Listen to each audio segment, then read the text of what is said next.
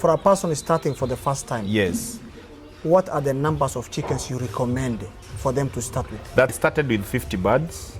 50 birds? Yes, I started with 50 birds. We are talking about 2 years ago. There's someone now that wants to start a chicken farm. Okay. And you have never done this before. Okay. I know many people outside there, they might be willing to do this project, but they don't have the idea. hadda waxaan fiirinaynaa biogaskan saxarada digaaga meesha uu galshay gaaska uu ku isticmaalayo sida uu gaas uga dhigayo fiiriya dhuxul uma baahna inuu soo gato No, aki tuone. qoryo inuu soo jaro uma baahno. Hello Mr. Francis. Salama sana. Asante sana. Yes. Leo sasa tumefika kwa shamba. We will talk in English so that I can translate from there. No problem. So today we would like to have an interview with you. Okay. So that you explain to us from, in case someone now that wants to start a chicken farm. Okay. And you have never done this before. Okay. Can you take us the procedure? First of all, is to welcome you here. Thank you. I remember there was a time we talked with you when you were in Sweden. Yes. And we agreed that you'll come and I'll give you an interview. Yeah. The reason why I give people interview is just to educate our people. I know many people outside there, they might be willing to do this project, but they don't have the idea. Yes. And that's why I'm always here to give them the smart strategy and also the idea on how they can be able to do the poultry farming. As you can see, I'm Francis wa Kuku. That's how people knows me well. And I work with county government. I'm an accountant. Yeah. But on top of that, I decided to do poultry farming as a side hustle business. And the idea of starting with poultry farming, it is not just a yesterday idea. Yeah. It is a previous idea, around 1994. Yes. That's when I started doing poultry farming. And as you can see with the case of my disability, sometimes it might be hectic to do farming. So I used to love birds since then, and that's why I did the practice of starting with them. So forgetting of the challenges that I have gone through my disability, after I finished my college, I decided to join Kiambu County. I've done accounts. And then from there, I decided to take a loan after employment, and I started with the chickens. As we are talking right now, I'm doing chicken. I have around 10,000 birds. How much, if I just interrupt you from there? Yeah. For a person starting for the first time, Yes. what are the numbers of chickens you recommend for them to start with? That's where I want to come. Yes. Where I want to come. So I have around 10,000 birds. Okay. We deal with cages, we deal with eggs and feeds. So assuming you are the one today you want to start, first of all, you must consider 4 factors. One, which is market. Yeah. The other one, you should consider which bird and which breed are you keeping. Yes. And the next one, you should consider feeds, because feeds are the one that make people fail. And also, you should consider the vision that you have. Like me, I started with 50 birds. 50 birds? Yes, I started with 50 birds. We are talking about 2 years ago. 2 years ago? 2 years ago. 50 birds? Yes, I had 50 birds. Okay. And the strategy that I'm lazy with it, that's how it is the one that have enabled me to be where I am today. Okay. Remember, previously we have come past COVID, whereby every person was put on a quarantine, whereby many people believed that you should stay in the house without going outside. Yeah, there was a curfew. And there was that curfew. And when that curfew came, the industry that was affected is hospitality industry. Okay. When the hospitality industry was affected, we are talking about the eggs, bakery industry. So many people decided now not to do poultry farming and wait. When the lockdown was through, they decided to come back to their home. Okay. Remember, during that time, there are those people who had big lands, like acres. Yeah. And those people divided the acre into 8 pieces, 40 by 80. Yeah. And because these people had been used of staying in a very mansionette house, when they came to the space of 40 by 80, they decided to make the whole, to occupy the whole compound with the house. Oh, yeah. So that they can be able to continue the lifestyle that they were living before, where they were. So when they came there, they forgot one thing, that there are those people, there are children in that home. There is a nun who is supposed to be taking a breakfast. And also that made the demand of the eggs to be very high. Okay. And also with that one, it also removed this essence whereby we were doing poultry farming using a system called depredator. Okay. There are 2 ways of doing poultry farming. Okay. There is one way called depredator. When we are talking about depredator, we are talking about scattered method, whereby you need to put your birds down. Yes. You feed them, you freely. water them, they go freely. Yes. With that one, you cannot be able to control the production. Yes. You cannot be able to control the feeds, the wastage of the feeds, and also you cannot be able to control the diseases. Okay. So that system of scattered or deep litter method, you require a big space to accommodate more birds. Okay. And remember, we have talked about the past COVID, whereby now the space is limited. Yes. So with those 40 by 80 plays, you cannot be able to do a deep litter method, whereas the eggs demand is very high. And you don't have the space. And you don't have the space. So that's where I came with this system called battery cage system. Yes. A battery cage system is where you put you enclose a bird somewhere. Yes. You feed it, you water it, and then you harvest the egg. And the advantage of battery cage system, in a space of 15 by 15, you can be able to accommodate 200 birds. Whereby, with a space of 15 by 15, you can only accommodate 50 birds when you are using scattered method. Okay, so the scattered method, you require a huge... You require a huge space, and also you require a lot of finances, because when it comes to the wastage of feeds, it's there is a lot of wastage of feeds. For the production system For the now. production system. Okay, for the production system, which one are you going to produce more eggs? The battery cage? Battery cage system. You And I'll tell you the reason. So when we are talking about, now we are talking about the two method of raising birds, scattered and deep litter. Yes. Because we want to encourage, I know from your tribe there are many people, they have big shambas. Yes. They might say that, Francis have said that because of the challenge of land, I can be able to keep poultry using scattered method. I'm here to tell you, you can be able to keep, but you will not be able to harvest as those people who are using cages. Okay. Reason being, when we are talking about battery cage system, you need to have a feeding trough. Okay. Assuming today you have around 4 feeding trough and 10 birds. Yes. If you want to confirm whatever that I'm saying, any knowledge that I give my people, I give them through practical and through experience. Okay. So take around 10 birds that you have. Yes. In a stool, assuming there's our place is rectangular. Yes.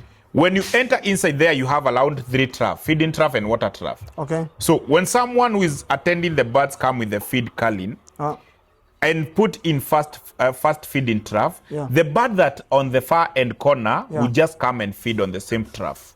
Okay. The same person go to the second trough. The bird from this corner will go to the other corner. Feeding trough. Yes. So within the span of 3 or 5 seconds, the feed that this bird have been able to feed in the first trough, you just go into waste. Okay. Because the bird will just poop without digestion. Okay. That is a loss to a farmer. And that's why you hear people saying, I can put them so that as a mutual benefit, whereby I can be using the manure to give birds, pigs, or to give cow. Yes. I'm here to tell people that is a lie. Okay. Anytime that you hear someone saying that he's using that feed, the residue from the manure to give the birds, that is a lie, because that is the feed that it is undigested. Okay, what about the spread of diseases? Now that's I'm coming back to there. Yeah. So we have realized that there is wastage of feeds. Two, you cannot be able to control the legs of that bird. Okay. So when it comes to scratching, it can be able to scratch and throw away the feeds. Okay. From there, you have the watering system, whereby you have put some water inside the trough and the water is coming down. So when the birds are taking that water, the water spills down. You have some sawdust and bedding materials that you have put to the birds so that you can create warmth of the birds. Yes. So the same water, when it is spilled down to the manure, it starts a bacterial reaction. Okay. Comes with a bacteria, we come with a gas called ammonia.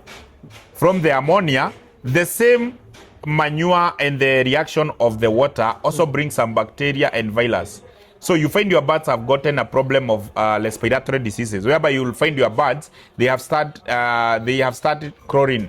Okay. Making that noise in a way that they have difficulty in breathing.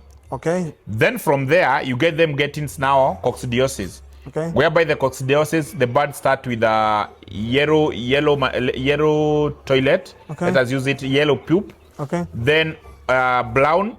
Final stage, it is lead. When the poop is lead, be aware that bird is in the final stage of coccidiosis and it might die. Okay. So you'll be getting a lot of losses when you are using that system. And it will affect also the other birds. It will affect the other birds. Another thing, the issue of ammonia, the birds, they don't urine. Okay. But they are the most animal that with a lot of ammonia. And the consequences of ammonia, the bird get a problem of eyesight. Okay. Whereby you can find your bird have gotten just a puff of white, and then finally to close that eye. When after closing the eye, by the end of the day, because the bird cannot be able to eat when it is not seen, they can't see it. They will just die. Okay, so that system is absolutely not recommended. From another, there is also another reason. When you have those birds inside that you want the birds now to lay, you have created some nexus boxes inside the house. Yes. So that your birds can be able to lay the eggs. Yeah. So when that bird go and lay the egg, assuming you have 10 birds. Yes. So the first one go and sat on the egg, 30 seconds. Yeah. After that bird, when it come out, it make that noise. So the other birds that were eating, they'll just look, they just make another noise. Yeah. And when they make that noise, it triggers something we call stress. Okay. And whenever a bird got stress, it reduce the weight in 500 grams. So and the bird is supposed to lay with 1.5 kg. Okay. Oh, the bird is supposed to be 1.5 kg. 1.5 kg for it to lay. So the moment they get that stress, okay, it trigger some infection, and later on you find your bird have gotten another problem of diarrhea, which might hinder you to production. Yes. Assuming now the bird did not get that stress and they have laid that egg. So the first bird have sat on the egg for almost 30 seconds. The other one have been able to set the egg on the same egg another 30 seconds. Yes. So by the end of the day, when you are correcting those eggs, one egg will be have sat by a bird with around 20 or 1 hour or 2 hours. Okay. What does that tells you? That egg, it have started something we call incubation. Incubation, yes, by the way. Inside, because of that warmth, it have be controlled by the humidity and the warmth of the hen. Okay. So, and because the egg is not fertilized. Yeah. So it cannot hatch to a chick. Okay. So what will happen inside the egg? It will start now, because now you are forcing it to fertilize, whereby it is not fertilized. So by the end of the day, might haribika. Okay, so the egg will be spoiled now. It will be spoiled because of it's pre-incubated. Yes, it will just spoil. Okay. So when you take those eggs, assuming you have 10 trays of eggs, you want to take them to a client or to someone to buy. Yeah. Among the 3 trays of eggs, when you break the eggs, you find that the eggs have black spots. Yes. You have some airspace. Finally, the egg will just be spoiled. So that person will not come back again to you to buy the eggs. Because you're selling spoiled eggs. It's because they are spoiled. But it is not your weakness. It is the weakness of the bird and the system that you are using. Okay.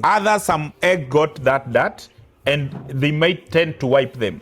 Okay. So when you are wiping that egg, there are that tiny spores in that eggshell. Yes. So that water, when you are wiping, through osmosis, that water will get inside the eggs. Which will be ending up to damaging the same egg. So when you are selling the eggs to the client, the person who is taking eggs, assuming it is a supermarket or maybe a godown, maybe a store, those eggs, the perishability of that eggs, it's very low. Okay. Same different to that one of caging, whereby an egg can stay more than 3 months. So if it is for export or export, how long will it take how long can an egg stay in a shelf without requiring a fridge or something like that? 3 months is okay. 3 months without any fridge? Yes, when you are using them when you have raised them in the best possible. But now for depleter, they cannot stay even more than what about the eggs that are fertilized? Fertilized eggs, do they have shorter or longer periods? We have come with another system of construction of the kienyeji cages. Okay. Whereby now you can buy an egg from us and it can stay for a duration of more than 1 month before putting it in incubation, in the incubator. But in the case that you are using depleter, that egg that you're supposed to put in an incubator, it should stay just 1 week. Okay. One more question that people also want to know. Yeah. How can I have what's the difference between a fertilized egg and unfertilized egg? How do you produce them? Different way? One, for you to have a fertilized egg, you must have improved kienyeji, whereby you have a male and a female. But now, yes, but now for the commercial layers, it's just female only. Female only. They just lay eggs without fertilization. Okay, but so the hen can lay egg without meeting a female. Yes. Without meeting a male. Without meeting a male. So it just needs a time. During a time period, and a good system. And a good system. So it will start automatically. Quality feeds, yes.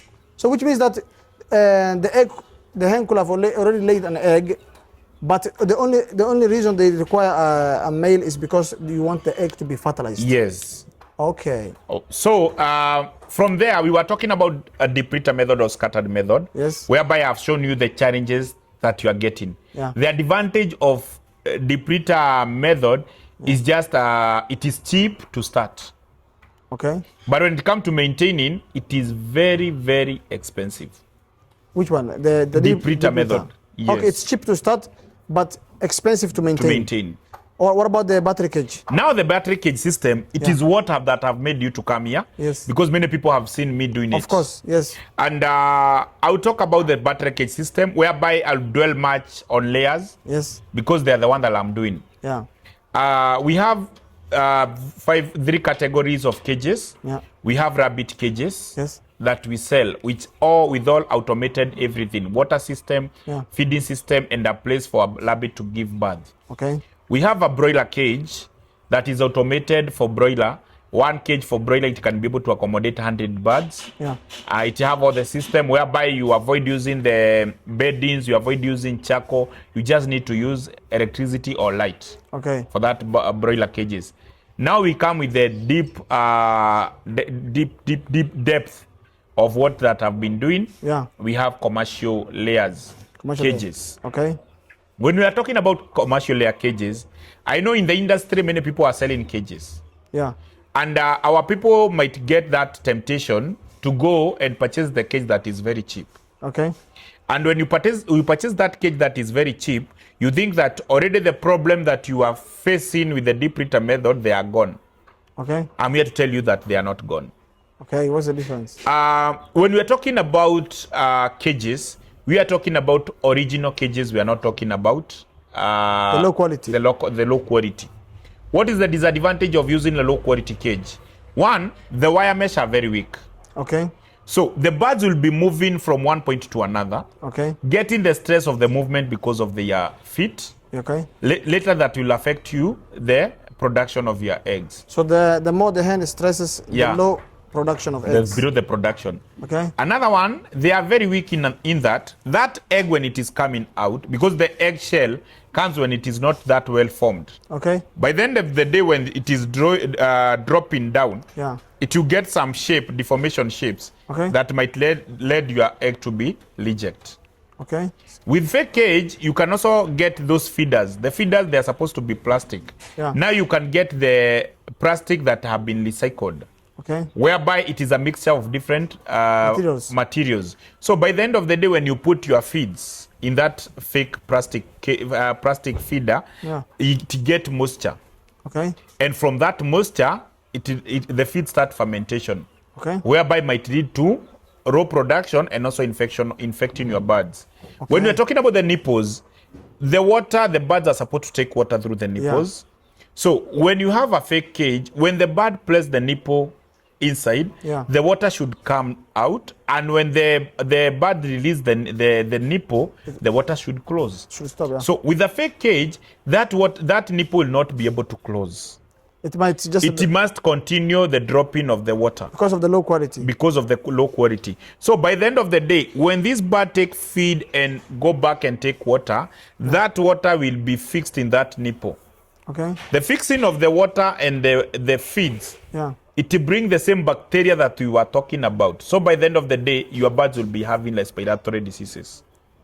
Okay. That might lead to raw production. Whereby what do I want to mean?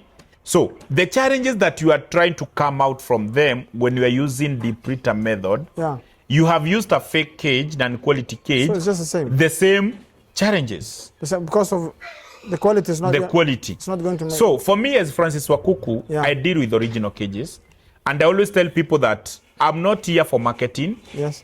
I'm here to help our farmers. That's true. And I always tell people that I value my name more than money.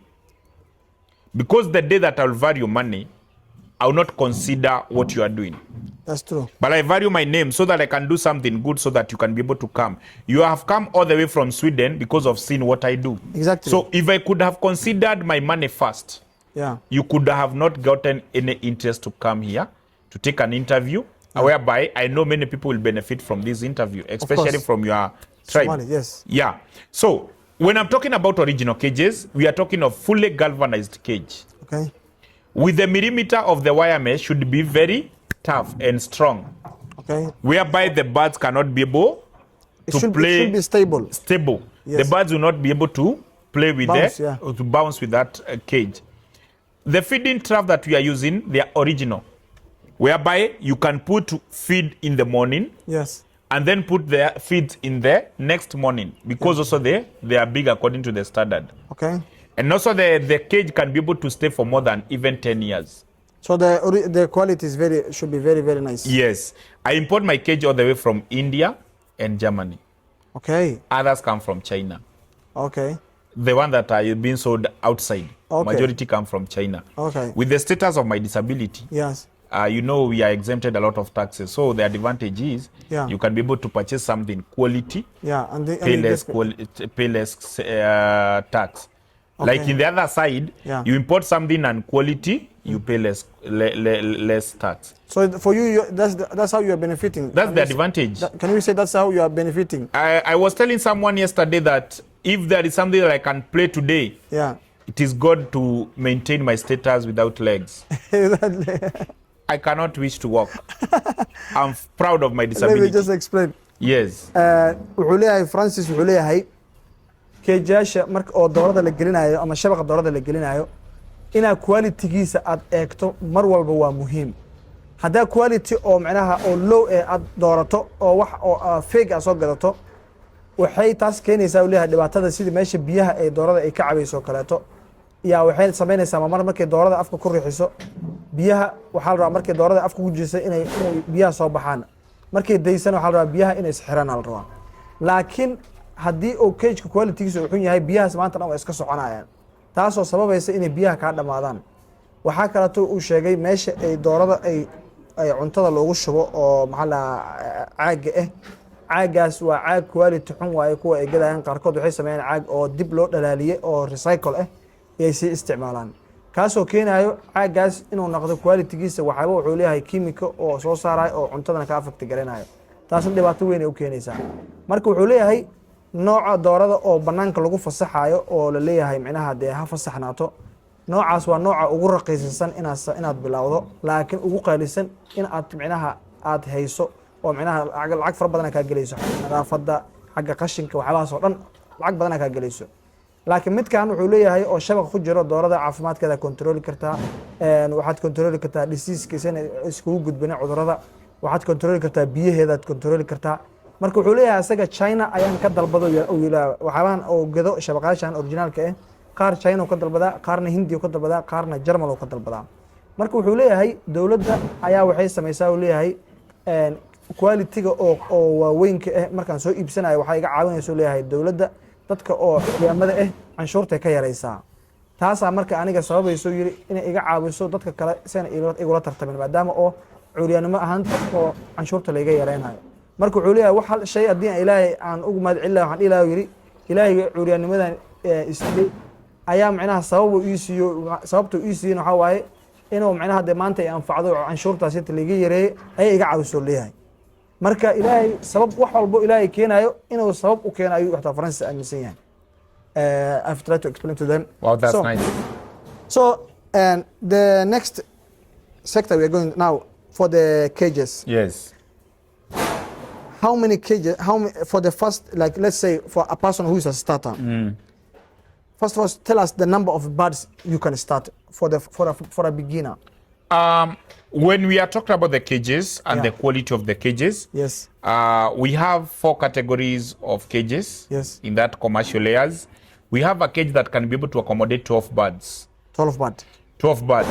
Whereby shabaqaash wuxuu leeyahay mid waxa jiro oo 12 oo digaag qaadayo. Okay. Whereby you can be able to accommodate 12 birds and correcting 10 eggs per day. 12 digaaga ku jirto maalin walbana 10 ukun ayaa aad ka soo aruurin kartaa uu leeyahay maadaama wuxuu qiyaasaa marka 12 kooda qasab ma inay kulli wada dhalaan 10 aad dhali karto kulliya ka soo qaad. Okay, for instance now let's take it from the where we were talking about birds. that 12 birds and that cage you can be able to harvest 10 eggs per day. wuxuu leeyahay 12 digaag oo maalin walba 10 ukun ku dhalayso ilaa shabaqeeda ilaa cunadeeda oo hal bilood ku filan waa 50,000 oo Kenyan shilling waaye. That's roughly $386. oo 12 digaag iyo shabaqooda ilaa iyo cunadooda oo ku filan maxal dhahaa hal bilood waa $386 waaye. adiga ku celisay $400. Let's say around $400. Okay, Yes, from there we have another cage to carry 32 birds. yes, That a cage only to carry 32 birds, we sell it at 25,000. only the cage. Yes, the cage. Now the birds, I'll give you the prices later. Okay, shabaqa oo 24 32. 32 Yeah. shabaq kale oo waxaa jira marka 32 digaag qaadaya jiro oo maxaa la yiraahdaa you know how much 25,000. shabaqa oo 32 digaag qaadaya wuxuu yiri waa 25,000 waa yiri shabaqa kaligiis waaye bila without the Yes, birds. without the birds. Yes. From there we have another cage to carry 64 birds. We sell at 35,000. mid kale waxaa jiro leeyahay oo 64 maxaa la 64 qaadayo oo price how much 35,000. 35,000 waa leeyahay. From there we have another cage to carry 128 birds.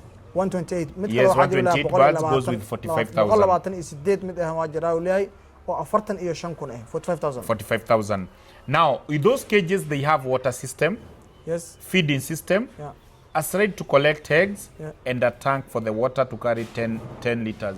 okay. shabaqaashaas marka waxay wataan oo leeyahay meeshii cuntada lagu shubaayay tubooyinkii biyihii qaadayay iyo taangi oo biyaha lagu shubayo ay wataan oo leeyahay.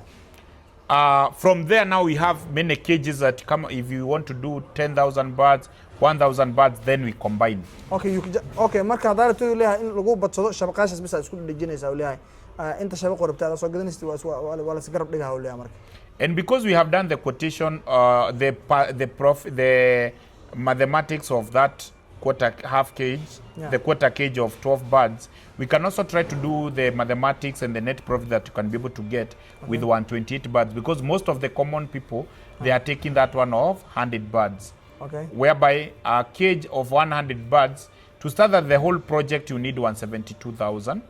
the whole project. For 100 birds, 1 month of feeds and the cage.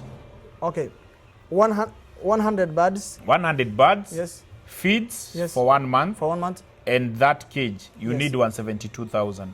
Okay, wuxuu leeyahay 100 digaag iyo shabaqooda ilaa cunto oo maxaa la yiraahdaa oo hal bil ku filan. You know how much? 172,000. waa 172,000 oo Kenyan shilling ah waaye. And saa ku bilowdid waaye haddaa rabtida 100 digaaga bilaabaysaa 100 digaag iyo shabaqooda ilaa cuntadooda hal bilood 172,000 oo Kenyan shilling waaye. our birds will live for a duration, they will live for 2 years continuous, digaagtan waxay dhalaysaa muddo 2 sano ay dhalaysaa whereby you can be able to be pocketing a profit of 15,000 per month when you have 100 birds. marka wuxuu leeyahay 100 digaag marka haysato yiri 15,000 oo Kenyan shilling ayaa ka faa'iideysaa yiri marka laga jaro cuntada maxaa la lacagteeda iyo wax qarashka dhan marka laga saaro 15,000 oo faa'iido helaysaa. And it is very simple. You can remove your calculator. We do the calculation. I show you how you can be able to get the 15,000. How much? Okay, let's Assuming you have 100 birds, 100 birds. 90 birds are the one that are laying, so that is 3 trays a day. So take 3 times 400, the price of 1 tray. wuxuu leeyahay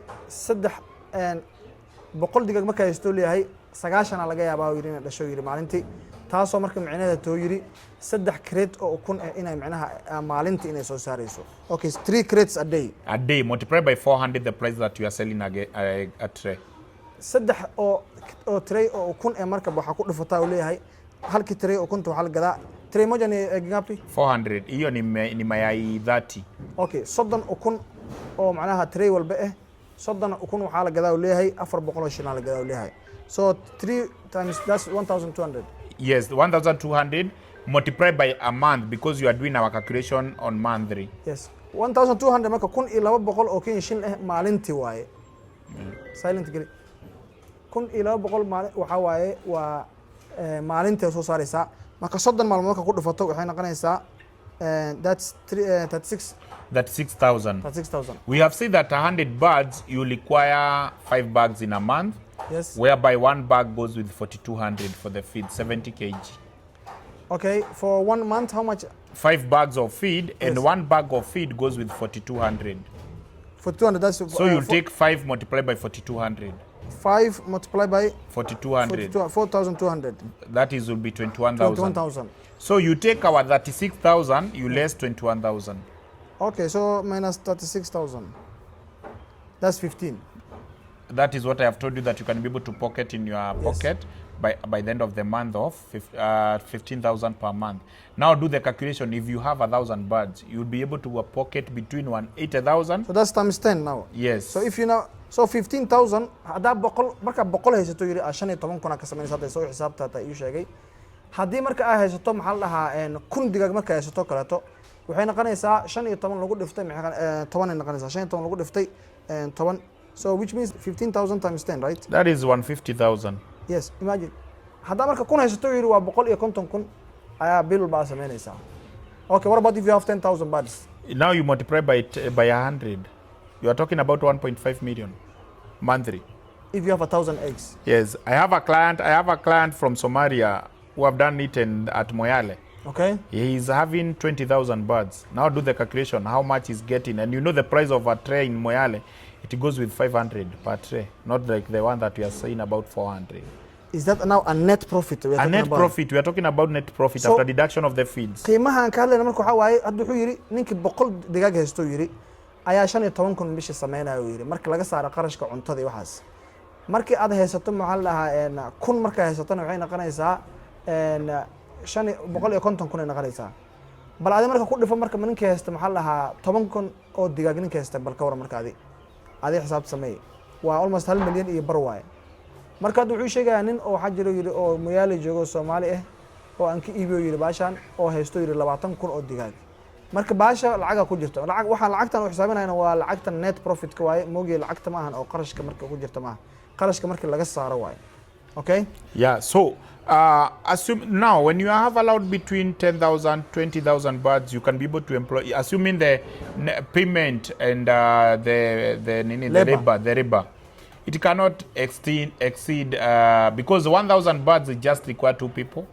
for 1,000 birds you require only 2 people 2 people when you are using cages. what about if you get like 500 birds 500 birds, For a starter. you just require 1 person. so 500 marka haysato wuxuu leeyahay waxa u baahan tahay hal qof bis u baahan tahay shaqaale markii aad 1,000 marka haysato 1,000 is 2 Yeah. kun digaag marka haysato ayaa waxa u baahan tahay yiri inaad laba qofood ina shaqaalayso so an 1,000 birds how much can you get a net profit A net profit with 1,000 birds, you can be able to get 150,000 per so month. 150,000 ayaa faa'iido oo haysta oo markii cuntada iyo waxa laga saaro laba nin oo shaqaalana ku shaqaynaysa and how much can an employee If you pay? can give someone 15,000 per month, it's okay. so marka 150,000 samaysay 15,000 hadaa shaqaalaha ku bixiso laba nin waa 30,000 waaye so 120,000 oo nadiif haysta So you get that profit because there is no wastage of feeds.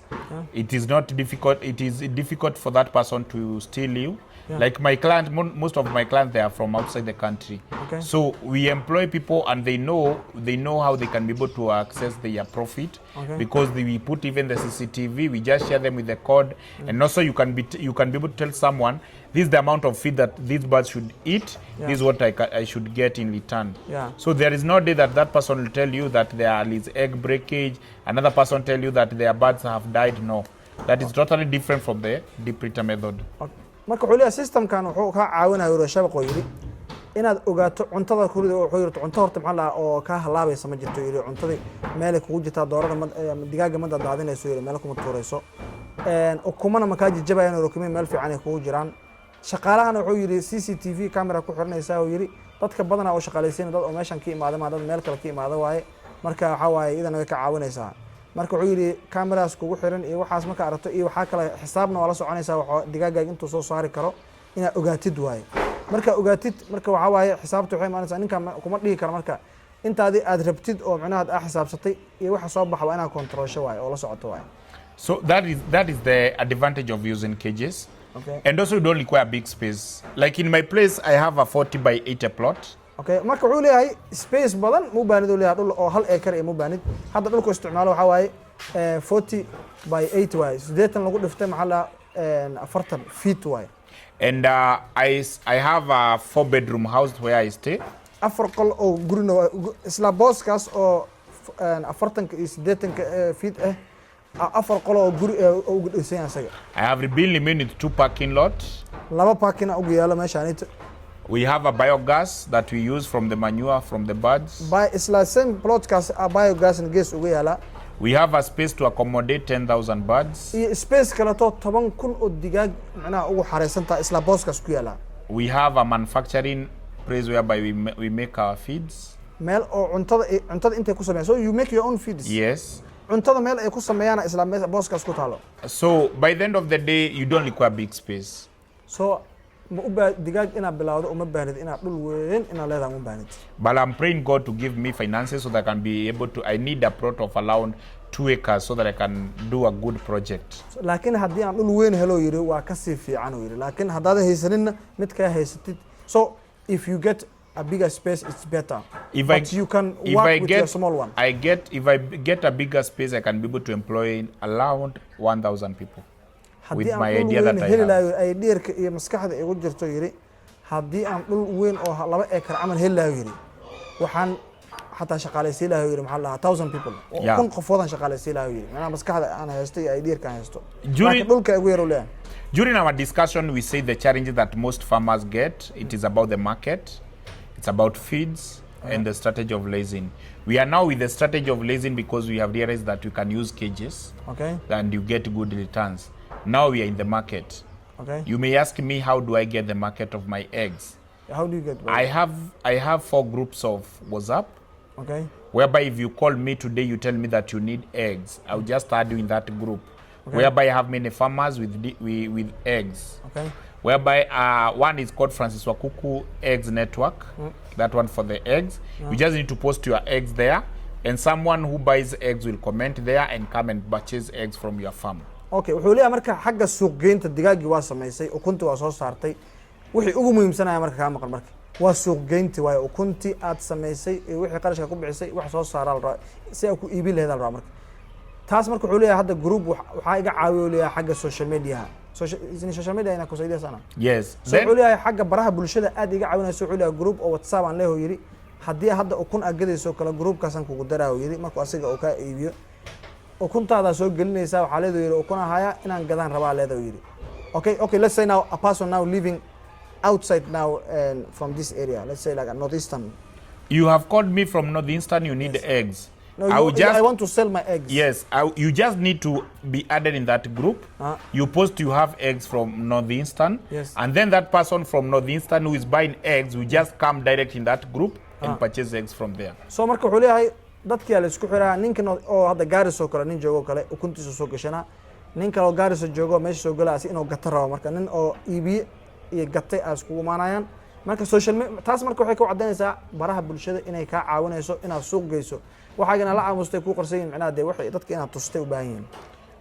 From there I have another group. I have told you that these birds lay for a duration of 2 years. I have another group called Francis Kuku X Layers Market. Okay, doorada marka uu hayo doorada marka ay ukunta bilawdo yiri ilaa 2 sano dhalaysa yiri. Sasa for 2 years zimemaliza kutaga. Okay, what will you do after 2 years now? After 2 years when they are through with laying, there are those people who buy them for meat. Okay. Local market. But and also is the meat tender? Is the meat? Yes, it is the best. You cannot compare it with improved kienyeji. Wuxuu marka doorada markay 2 sano ay dhameysay ukunta ay macnaha ay gooyso leeyahay hilibkeedu waa hilibka ugu fiican buu leeyahay waa la gadan leeyahay. Since Somalis we believe that an old animal will get very very hard meat. It does, you know, if it was depleter, it will get hard meat because of movement. Okay. But now in the cage they are controlled. Okay. So they are not tired. Okay. So the meat will be meant to be tender. Okay. waxaan ku yiri macnaha Soomaalida hadana waxaan aaminsanahay digaaga ama neefka markii uu duqoobo hilibkiisana uu adkaado wuxuu leeyahay neefka hilibkiisa wuxuu adkaanaa markuu digaaga maanta dhan soo socdo oo leeyahay socodka faraha badana murqiisa adkaanaya laakiin maadaama meel maanta dhan ku xiran yahay hilibkiisa macnaha ma adkaanayo leeyahay. From there, after those birds finish laying, okay, there are those people who buy birds from different people and they want to know more about bird. I have a group called Francis Kuku Teachings. Gurubo waxaan rabaa dadka macnaha wax barayaan oo jiro oo macnaha doorada sida uu xeenaysa u gadaysa ay tahay Francis Kuku maxaa la yiraahdaa Allah maxaa la teachings Allah oo macnaha they are tana baratid way. So if you want to learn more about the birds, yes, you can come in my farm. Yes. We train, yeah, and also you can go online through that group because there are veterinaries in that group. Yes. There are people who are starting farming. There are those people with the experience with farming. Okay. So you'll just interact there. So wuxuu leeyahay adartida ina online ka baratid groupkaas aan ka barayna haddii kalanta inta noogu maanaysa ku train garayna. Do you charge people for training? Yes, we charge people for training. Yes. And we charge people for training. We don't like mentioning the prices because they are reasonable. Because when you mention, there are those people who call people using my name. Okay. So they might call and tell you, I want to be trained. They tell you to pay first. Okay. But as we tell people, first of all, come. Yes. Okay. See the plot, and then after the training you pay, whereby it is a reasonable fee. So we don't mention because of those conmen. wuxuu leeyahay dadka waa train gareynaa ama waa tababarnaa lacagna waa laga qaadaa tababarka lacag waaye laakiin wuxuu leeyahay tababarka kama sheegno macnaha online ka lacagtan qaadayno waayo dad badan magaciga inta isticmaalaan dadka ay ku dhacaan iyagoo dhahayaan macnaha ninkaas aan ahay lacagta soo hormarisay aan training ku siino marka qofka waxaan dhahnaa ha noo imaado markaas ka bacdi macnaha hadii aan ka wada hadlaynaa wixii oo training ka how long will the training take? 45 minutes because it's a practical training and theory. Yeah. So training ka dhan wuxuu qaadanaa 45 daqiiqo qaadanaa. However, all you need is just 45 minutes to come, you get trained, then you are done. Yeah. The rest, do you give them books and whatever? What we do the follow-up. Okay. We give you the quotation. Now, when you start the project, we follow. Okay. Training marka lagu siiyo yiri 45 daqiiqo amal oo qaadanaa yiri kadibna wuxuu yiri waa kula soconaynaa kula soo xiriirnaa xaaladada la soconaynaa lagama aamusayo. Okay. We were talking about the challenges that a farmer faces when he's doing poultry farming. Yeah. One, it was the strategy whereby we told farmers not to use depleter method, but use caging method. Yes. And when we are talking about caging method, we talked about the original cages, whereby you can be able to get them from me, Francis Kuku. Yes. From there, we talked about the market. I've given you the platform that I always have them to sell my eggs. Yeah. Now we are in the main challenge that many farmers face, whereby we are talking about feeds. Okay. Not every feed can give you good yields. Not every feed can give you good production. Okay, wuxuu leeyahay marka hadda wuxuu yiri waxa idin sheego dhahay sida doorada loo bilaabi karo qiimaheeda ku bixi karo laakiin wuxuu yiri waxaan idin sheegin oo yiri cunada doorada ay cunayso waa wax aad u muhiimsan oo dhahay cunno walba ee doorada ama digaagta ay cunto macnaha kuma sii karto quality oo fiican oo ukun kuma sii karto marka wuxuu yiri cunadeeda waa muhiim zaid waaye ina macnaha cunada aad iska fiirsi aad macnaha aad uga hesho doorada waxa ay laga rabo. Okay. When we are talking about the feeds, the feeds of a bird or either a pig or a cow, it should have 100% nutrients. wuxuu cunno walbo ha naqato yiri cunno digaag ha naqato yiri cunno oo ari ama maxaa laha doofaar ha naqato cunno walbo la siinayo leeyahay xoolaha waa inay yeelato yiri qolkiiba 100 nutrients inay leedahay raayo nafaqo inay leedahay raayo leeyahay. We are talking about 100%. 50% should be energy. 100% marka la dhoo yiri boqolkiiba konton waa inay naqataa energy inay naqataa cunaas inay ku jirtaa laga rabo leeyahay. When we are talking about energy, we are talking about maize germ. Marka we are talking about porad. Yeah. We are talking about bran.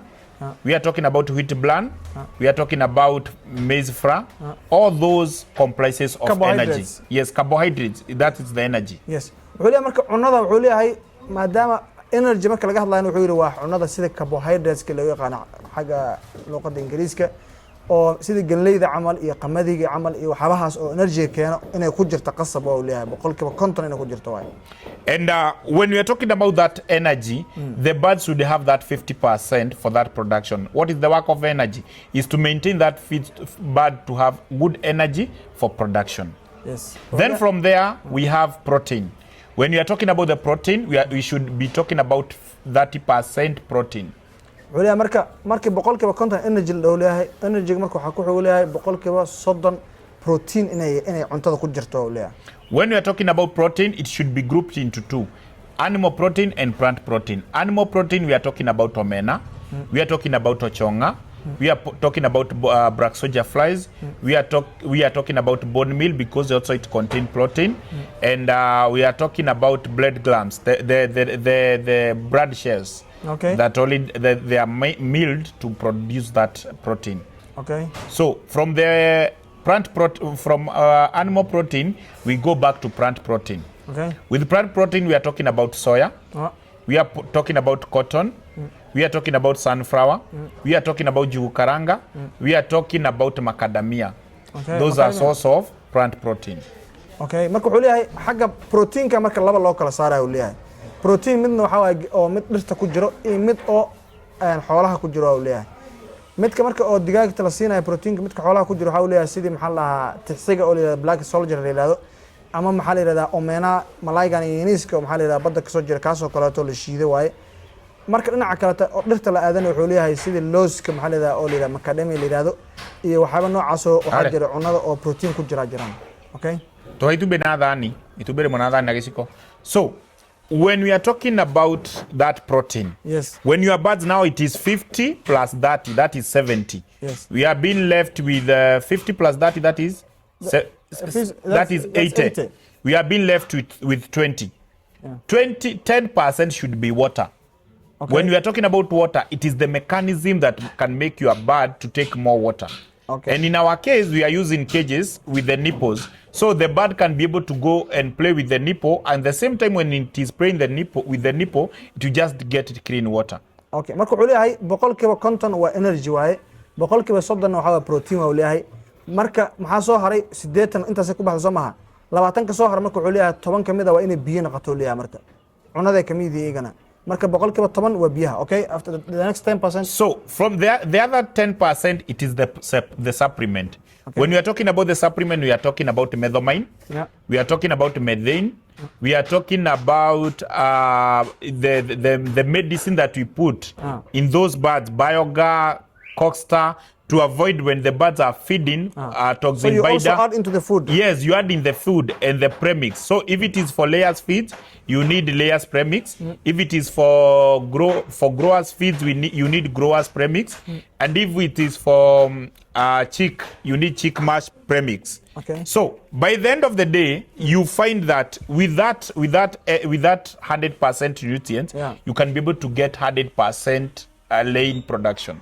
marka wuxuu leeyahay 10 kale ku soo har marka wuxuu leeyahay waa daawooyin oo macnaha cudurrada qaar kood ka celinayo inay ku jiraan waayo leeyahay oo macnaha waxyaabo fara badan oo doorada oo macnaha ay u sahlan tahay jiraan marka boqolkiiba 50 energy iyo boqolkiiba 30 oo maxaa la protein ila boqolkiiba 10 oo maxaa la biyo ila 10 kale tan waxa waaye daawadaas cunadaas oo ka celinayo intaas ay isku dareysaa cuntada ugu dareysaa leeyahay.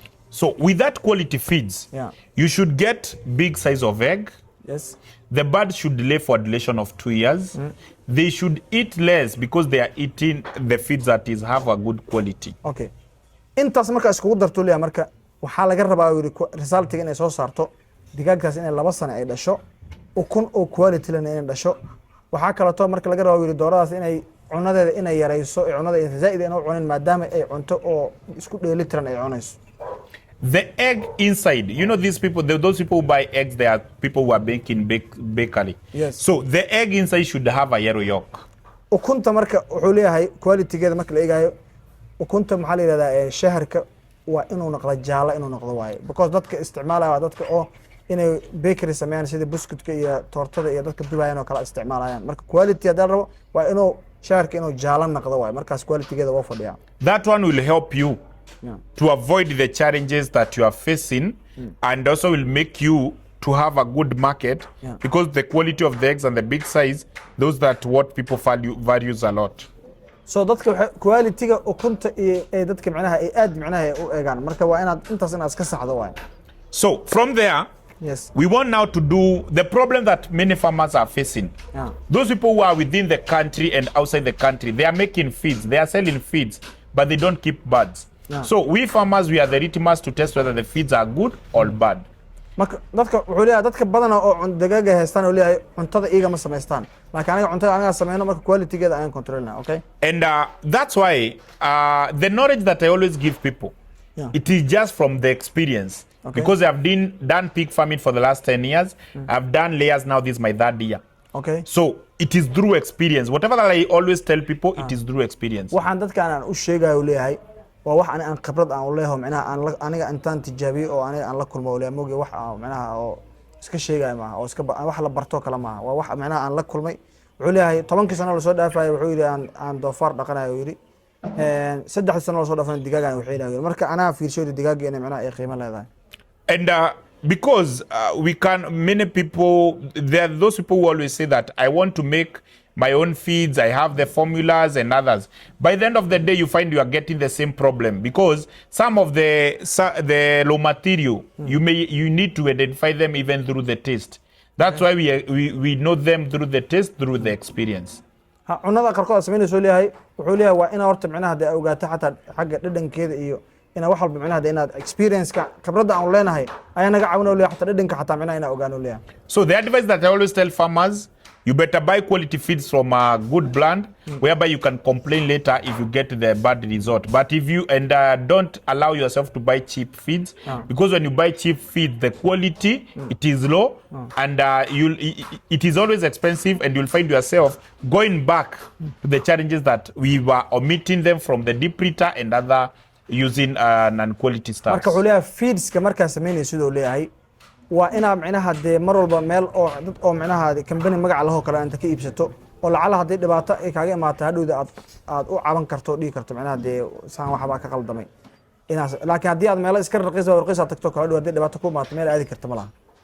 Many people will ask, how can I notice whether the feeds that I'm giving my birds are quality? And how can I be able to know? Many people may not be having money to go to the lab test. Yeah. But if you don't have money to go to the lab test, you can do in a practical way to confirm whether the feeds are quality or non-quality. Dad badan waxay isweydiiyaan macnaha de cunada aan siinayo digaagayga sideen ku ogaan karaa inay wax quality la tahay. Dad badan kood marka ma awoodaan inay macnaha de laboratory inta tagaan ama farmashiye oo la baaro cuntaas inay baaraan qiimaheeda ma awoodaan. laakiin waxaan sameyn karnaa wili si oo practical ayaan u sameyn karnaa ku ogaan karnaa adoona aadin macnaha farmashiye ama laboratory in la baaro adoo gurigaaga macnaha de inaad ku ogaato adoo joogo yaad ogaan kartaa oo leeyahay inay quality-ga inay fiican tahay. Through experience, you have 3 ways to identify whether the feeds are quality. khibrada aan leeyahay awgeed waxay ogolaanayso leeyahay saddex shay ayaan ku ogaan karaa oo leeyahay. The first one is through your eyesight. midda koowaad waxa waa aragtida isha ka fiirinaysa. And in our case here, these are our layers mash. In our case here, these are our layers mash. Yeah. And through the sight, what you can be able to observe, you can see you have some broken maize. Yes. These are the broken maize. You have this is a soya. You have the black one, it is sunflower. Okay. You have the tiny one, these are there are some omena. Okay, even omena is in. Yes, even omena is here. You have some black soldier flies. This is the shell of black soldier fly. Okay. Also, you have the thing that you see like they are shiny. Yeah. These are the premix and the salt that is supposed to be there. Put in the sun so that you see. Yes. This is the side that's supposed to be there.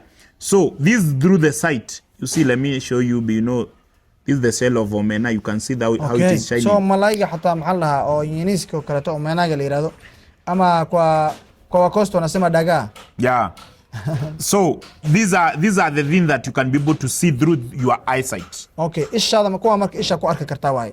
Baaritaanka koobaad waa kuwa waxaabaan aad arki karto sida galeydan oo ujeedaan maxaa tasxiga oo madowga oo la jibshay, malayga oo la shiiday. Waxaas waa kuwa indhaha ku arki karto. Okay. So this one for layers. Kama kuwa layers kuwa ukunta dhalaya waa alasiya. The only for the layers. This is only for the layers. Unta marka waxa sina kuwa layers bisa sina. So this one have 100% nutrient that we are talking about. 50%, 100% nutrient that we are talking about. marka maxaa nutrients ke leena. Even water is inside. The water is not inside. The water will give them. Combine. Okay. Unta marka this is now we are talking 90%. Yes, 90% untada marka nutrient ke waay. Tobanka ka dhamana waa biyaha waay. Okay. We have seen that we have 3 steps of confirming. Yes. The quality. The first one is by seeing. By seeing. Okay. The other one is by touch. The other one, midda kalena waxa waa taabasho ahaan waa uleeyahay macnaha inaad dareemto. You just take a small feeds. Okay. You lab it slowly. Also do it in a practical way. Okay. You rub it slowly Okay. in your hands, in Okay. your palm. Okay. After rubbing it slowly, then you pour. mid kale waxaad daadinaysaa. Okay. What you are be left with, Yeah. these show that there is a lot of protein because these are oily thin. Okay, mujeda marka tan ina protein ina ku jirto issues because oil waa mujeda silsilid waaye. So these are oily thin. Okay. So this is to provide to tell you that the feeds have protein. Okay. Istaan marka waxay ku sheegaysaa maadaama gacantaada ay ku harayso in silsilid leedahay marka tan ina protein leedahay ku sheegaysaa. Okay. That's the one that is the another method of even when you do this way, you are being left with some oil. Ha marka taa iska tirta mujeda gacmaha. Marka taa isku wali boorboorki macala liiqliiqo ku leeyahay because min saliid ay leeyihiin wali waaye. The other one, yes, it is water test. Midda kale waxa marka biyaha ku tijaabinaysaa hadda. Okay. Remember, we have talked about the energy. Yes. Yes, okay. Remember, we have talked about the energy. Yeah. We have talked about the protein. Yeah. And all of them, they're supposed to be here. Okay, here. Yes. So, for the water test, it is very simple. This is a glass of water. Yeah. You just need to pour it this way. Biyaha ku daadinaysaa wash.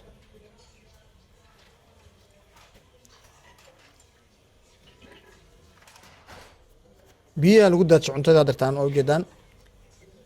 When you pour it this way and you give it time. Yeah. By the way, it's not sinking direct. Yes. Below here, if it was fake, it would just sink direct. Haddii ay fake ta cuntada leeyahay mujeda waa lagu shubay biyahana u jeedaa tartiib u dhacayaan because haddii ay fake naqalad u leeyahay waxaan hal maray hoos aadi lahayn u leeyahay. Laakiin hadda mujeda tartiib u socdaa mujeda.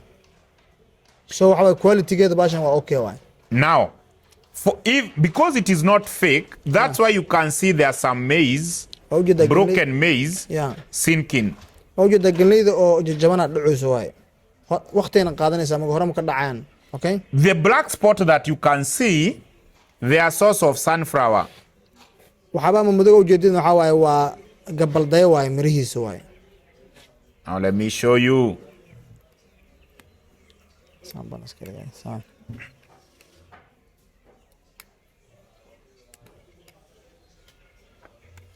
We are doing practical. Yes. And remember, this is not from the book. Yes. This is from my experience. Okay. Waxa ma ku leeyahay waxa hadda ma ahan book waxaan ka bartay leeyahay waa khibradeyda waxaan aan macnaha oo soo hindisay. By the end of the day, you can see the residue here. Okay, wajida cuntada hoos u dhacaysa soo jeedin. This is full of energy. Waxaasna energy waay. Okay? In between here, yes, there are some source of protein grouping. You can see some oil here. Mujida marka waxa hoos yaalo waa wixii energy waaye wuxuu sheegay 50% energy waaye intana waxa waaye 100% intuu sheegay 30 oo maxaa lahaa oo protein ka ah waaye. Okay? On top here, yes, this is where everything calls. Yes. You try to see through, you cannot be able to see because there are some layer of oily. This rich on this the full protein that your feed is having. وجد مثلا حتى بيها توصل مجدي because of protein كي مجد وحرمانيسو سلسليد واي. So even if it take 3 days or 5 days, yeah, you cannot be able to see through because this will be the layer of protein. حتى هذه دور مالهم وماشان يالو ليها حتى ماشان لقى مياه بيها إنها توصل أرتي بيها نظيف نقدان لقى مياه. So by the end of the day, our feeds have 99% nutrients. Okay. 90% nutrients because this is a layer of oily water. Even if you do this is oily. You can see some oil shining. Yes. And this here it is energy. Yeah. This here some essence of some proteins. Yeah. Because if it was fake, this one should be clear the way water it was before. Okay. Here you could get some residue that you cannot be able to identify, and here you could get it very clear. Okay. You cannot be able to see. You can be able to see through. Okay. marka the effect ulaa waxaan dhan waa intee kala degana bur iyo biyo kala bixi lahayn oo leeyahay. So from there we have confirmed our feeds have 90%. Inta marka waxaan ogaan leeyahay cuntadeena inay leedahay 90% inta laga rabo inay leedahay. The 10%, yes, it is easy to confirm. Yes. We use a sample of an egg. Yeah. First of all, confirm our size of egg is big. This egg is. It is quality. This egg is very big. It is big and it is quality. Yes. You can see the color reflect. It is like quiero. Yeah. So we have said about the 10% should be water. Yes.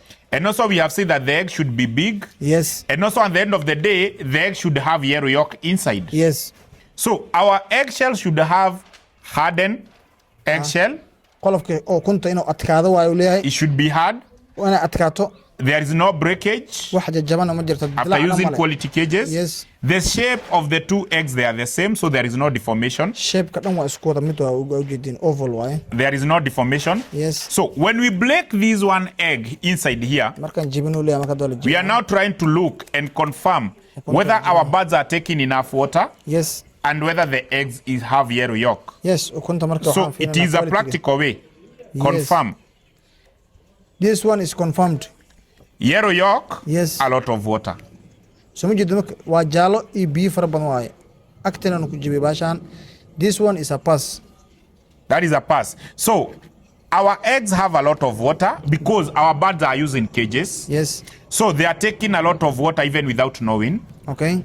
The quality of the feeds, yeah. It is high quality. Yeah. It have a big egg with hard shell. Yes.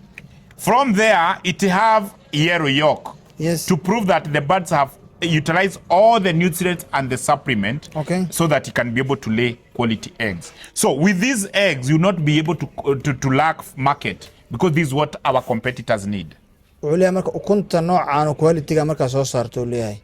wax kula tartami kara male because of suuq ma weyn kartid hal qof quality gaan arko mar walba tan bisoo rabaa. So from this, now you have confirmed everything that we have in our feeds practically, and everything we have done it. Yes. So when now the reason and the disadvantage of us using cages, we have seen it, and at the advantage of using quality cages. Now we have done practically, we have confirmed the feeds, how they are supposed to be done.